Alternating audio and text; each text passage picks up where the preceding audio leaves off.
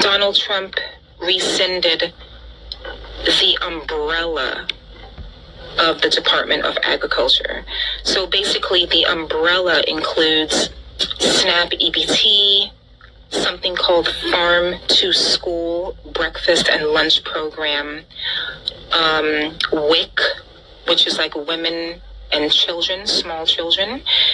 They get cereal, they get grain cereal, and they get milk. He rescinded something called FMNP, which are those farmers' checks that they give to senior citizens that are low income. And he's cutting Meals on Wheels, and he's cutting food pantries as well as church pantries all across the nation. This is something I know for a fact because I do business with them. You can tell your followers how this is going to impact this entire country, because what a lot of people don't understand is, I'm just going to use WIC as an example. Most people think that WIC, which is women, children, and infants, right, was implemented because they want women to get milk. But that is not the case. WIC was originally put into place so that farmers could get subsidies for growing grain.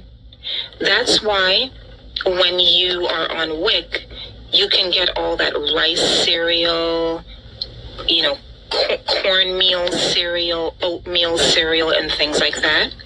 And it was also put into place so that the farmers can get paid for their dairy.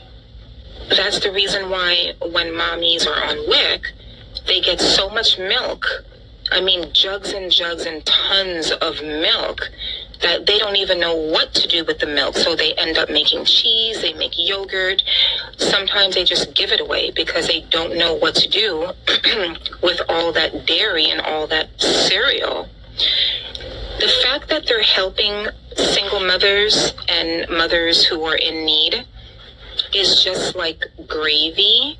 They're doing it so that the farmers can get paid. And farmers get paid by something called farm subsidies, okay? That is a welfare program, all right? And it's funny because MAGA hates socialism, but they don't mind getting subsidies, which is welfare, as long as it benefits them. Now, because he cut all of these programs, not only are senior citizens going to suffer, Farm to School is going to suffer because all the funds are frozen. Farmers are not going to be able to grow enough produce to give to those schools, to give to EBT, to give to WIC, because there's no funding for them anymore. And something that a lot of people don't know is that when you have a farm, you have to plan one season ahead. So these people are not getting their subsidy check, which is welfare. So they are in arrears. They don't have the money. They've already spent thousands upon thousands and hundreds of thousands of dollars buying lumber, buying farm animals, buying everything that they're going to need, and getting contractors to come over to their property, but they cannot have access to their funds, so their funds are frozen. Now, what this is going to end up doing, of course, is it's going to be like a humongous crash, because one system is completely dependent on the other. And it's the exact same thing with the big name commercial